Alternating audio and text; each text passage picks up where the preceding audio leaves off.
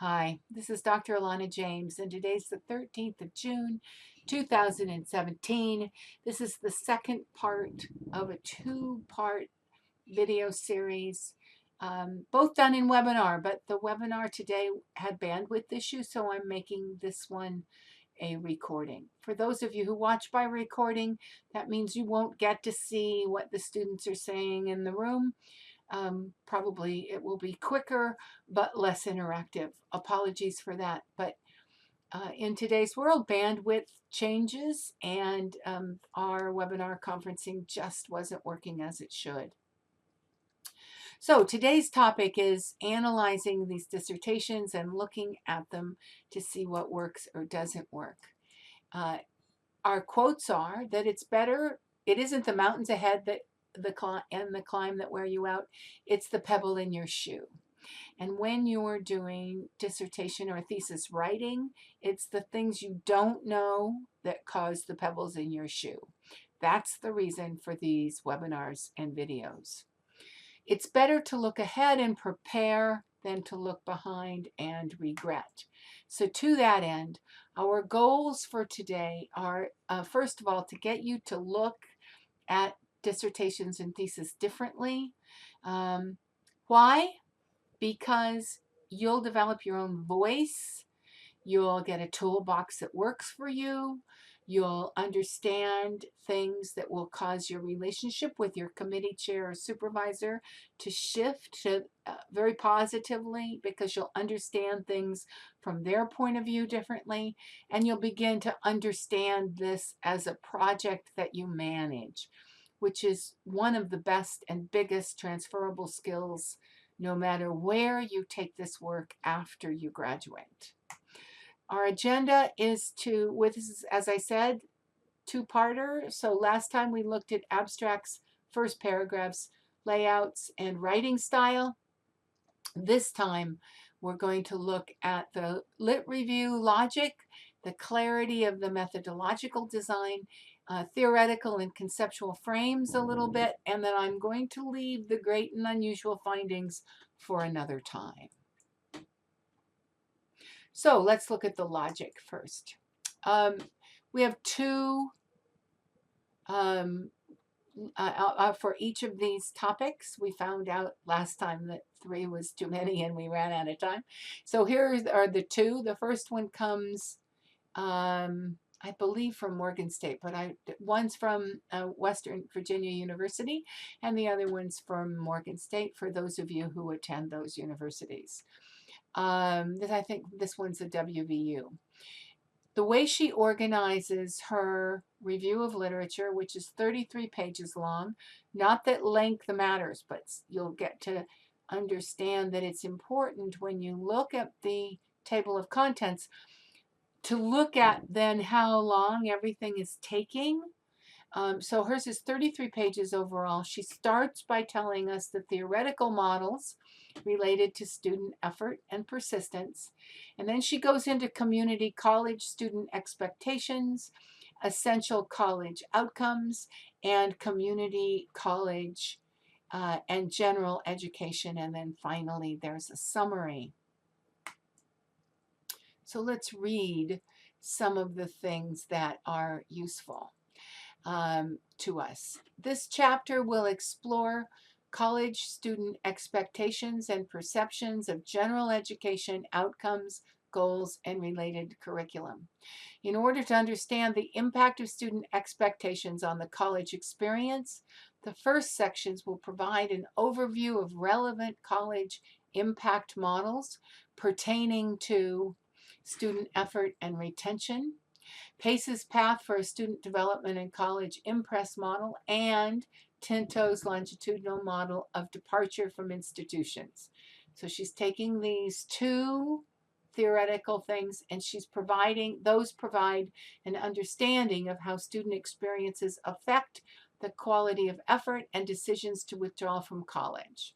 So that would be naturally the first thing. She's doing a funnel of her literature, and she's telling us right away that the most important, or the first part of the funnel, is the theory. Next, relevant empirical literature surrounding several issues will be explored. First, the review will provide an overview of the expectations of community college students and their reasons for choosing to attend. Next, it will highlight the literature describing general education in community colleges to reveal how learning outcomes are presented to students. And then the last section will explore undergraduate student perceptions of their general education experiences to provide an understanding as to whether there is a connection or a mismatch between reality. So if we go back, we look at her table of contents again, that's exactly how she laid it out. So her layout is clear. It's a funnel that will take us down to the connection or mismatch between intent and reality. So it'll drop us into her methodology with clarity. It's very direct. It's very clear. If I'm examining this thesis, I get it. I can move on. I can go as deeply or not into her literature as I choose. It's all laid out for me. Now, let's look at the second example. Use of the College for the Advancement of Standards, use of the Council for the Advancement of Standards, by career services directors at a 2-year public community college. So her chapter starts with some background. It's twice as long, notice. Starts with some background. She discusses student affairs. He discusses student affairs, career services, which had 6 subheadings. I didn't have room to put in. And there's a discussion of accountability in higher education, professional associations and organizations with 2 subheadings, history of the council, of the advancement of standards in higher education, and then the purpose and use of these standards. 7 subheadings for that. Now let's see how this author tells us about why this chapter looks that way. This study determined how professional standards are being used specifically at a 2-year public community colleges by career service directors. In addition, by determining if the characteristics of career service directors and their institutions are associated with the use of the Council for Advancement of Standards in Higher Education at a 2-year public community college, this study addressed the problem related to the lack of research regarding the use of professional standards for assessing career services programs at 2-year community colleges. The first section acknowledges the services that are provided under the umbrella of the student services. The second section provides a discussion on the evolution of career services in higher education. The third section explores accountability issues in higher education that have directly impacted the quality of student services programs in colleges and universities. The fourth section characterizes professional associations and organizations. Finally, a review of literature is provided which concerns the need for and the creation of the Council of Advancement of Standards for Higher Education as a guide for those services. Now, this one is perhaps a little less direct. If I was examining this one, I'd look at these and I'd look at how he put it together, and I would have questions. It isn't quite as clear a funnel, but that doesn't mean it's wrong or bad. It would just cause me as an examiner to look carefully at this literature and see how it added up, because it wasn't quite so clear how it was going to lead me into the methodology of the study. I hope these give you some insights in how to look at the table of contents for literature reviews and how to quickly surmise how they're leading their reader into their methodology. Can be done as easily as the headings from the table of contents and a couple of paragraphs from the beginning of the chapter. You can get a good idea of how that person is taking you through. Now let's move on to methodological design. For this one, we're looking at two theses or dissertations. You can get the slides in the Big Marker slide room. I'll have them up in the discussion section, or you can write me at alana@doctoralnet.com and I will send them to you. And the slides then will have clickable links so you can look at these dissertations yourself. We're going to do two. One is about the positive alternative. One's quantitative and one's qualitative comparative study. So I thought that there would be some relationship there, and then you could see the differences, both of them comparative though, in their outcomes. So the first one is a comparison of the career and technical education programs in a U.S. community college as compared to a Chinese institution. Now this is a comparative case study. So this is the methodology chapter in just over, not even 20 pages. This author takes us through the introduction, restates the purpose and the research questions to get it. So if this is the only chapter we're looking at, we're level set about where it's going. Talks about the research design as qualitative methodology in general, and then case study.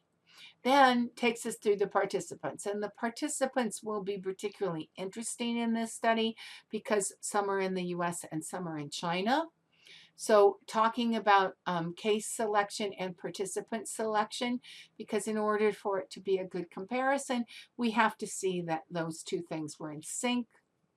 The instrumentation used, the data collection methods, field note, including interviews, demographic questionnaires, and field notes, and then some ethical considerations, the procedures for data analysis, including how the coding went on in the categories, themes, already discussing within case analysis and then also cross case analysis.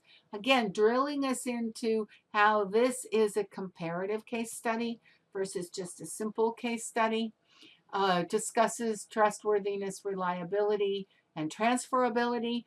Those are the questions we always have, isn't it? Is this going to, if I were to study these things in my area, would they mean the same thing? Limitations and summary. Clear, precise, easy to follow. As an examiner, I would look at this and I would probably drill into the participants' case study and participant selection. Just kind of to notice how did that all go, and then I'd look at the within case and cross case analysis more carefully. But I'm satisfied upon early looking that this is a solid methodological chapter. I can logically follow it. Now if we look at the next one, positive alternative credit experience, this is a totally different situation because this is a quantitative study. And so starts the chapter with an overview and the purpose and the research design and the questions and the hypotheses. Now this author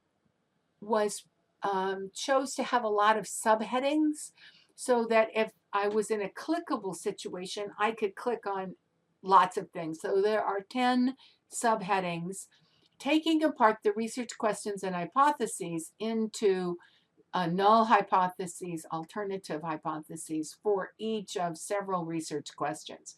So that's how there were 10 subheadings. Definition of terms, the characteristics of the demographic variables, how the research site was, what the context is like, and then into two populations, the PACE program in 4 different high schools. I guess 4 populations. Sampling methods, and how then there's a matched sample. I think there's 2 on and 2 off, and the matched sample so that we can see that the descriptive characteristics and demographic characteristics are in fact comparable to each other.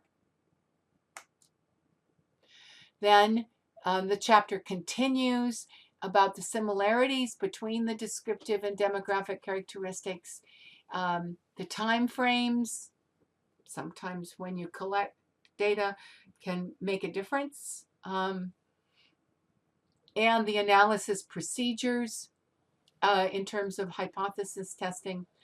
Again, descriptive and demographic characteristic comparisons, data analysis, and summary. Quantitative is not my forte, so it's possible that I'm missing something, but as a examiner overall of this kind of study, I would be able to look at this and say, if I was chosen, for instance, as an expert on the topic, if not the methodology, I would be able to come and say, makes pretty good sense, drills me through, and I can click here on the parts that need to match up exactly in order for the study to be sound. If I'm going to have any questions about methodology, that's probably where I would find them. So once again, I hope this is helpful to you in looking at other people's methodology chapters. So we'll move on to the theoretical and conceptual frames.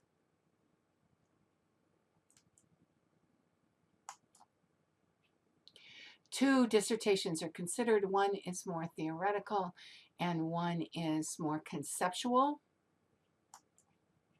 Starting with the theoretical one, cracking the transition code, a paradigmatic framework of competencies that construct the reality of 50+ Black executive transitions, meaning people who are over 50. Now, again, she's chosen to highlight her theoretical frame in the literature review, which is common. And she starts with adult development theory, and then career development theory, and then transition theory. So there's many paradigms of theories going on here, and then ties them together with some ideas of transition, the Black literature that impacts the study, and then an underpinning of the life of Carl Jung, and then integrating theory and practice. So we as the reader are taken through the theoretical ideas and then kind of brought in to the outcome, which is looking at this in a theoretical perspective to construct a transitional system. Leads us, I think, very nicely on to the methodological chapter. Let's hear what she has to say. There are three primary streams of theoretical literature that converge to form the foundation for this research. As noted in Figure 2, adult development theory, career development theory, and transition theory intersect to formulate the literature review. These three streams further integrate conceptual constructs that were derived from the exploratory interviews and extant literature that related to this participant set are the subjects of the study. Careful examination of the competencies for success discovered within these literature streams, combined with the exploratory interviews, revealed a framework to determine key competencies for success in transitions. Really nicely, easily done. Leading on to her saying most of the scholarly literature relative to adult development theory explores stages of life cycle prior to the 50+ transition phase. The emerging population of 50+ Black executives who have transitioned or are transitioning with the shifting of the population demographics is a critical group of individuals to research. Established definitions of adult development and career stages have been researched as commingled components to establish the transition competencies for this study. A gap exists at the intersection of theory explored and the practice associated with transition of 50+ talented Black executives. Within this gap resides the question that was left unanswered in the literature that was examined. What are the transition competencies employed by 50+ Black executives who transition from first careers to second career pursuits? One of the main reasons for your literature review, to the extent that you can bring it to the surface, depending on your circumstances, is to show that there is a gap in the literature of your field that your research will answer.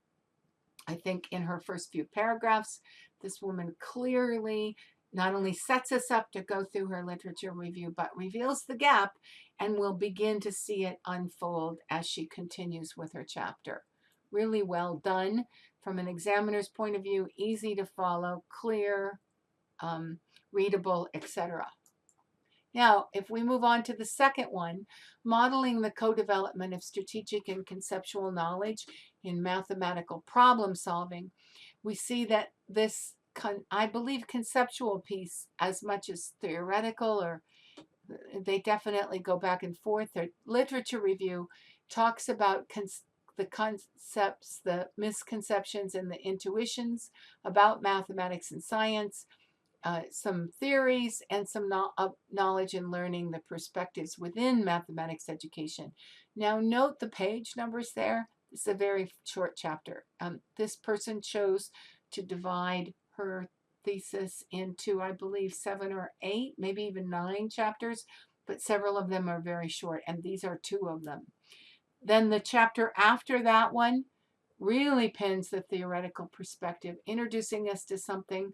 There's empirical approaches to these epistemological questions, but then goes using and draws upon one set of concepts tied together in something called knowledge in pieces, and then how that system relates in their dynamics.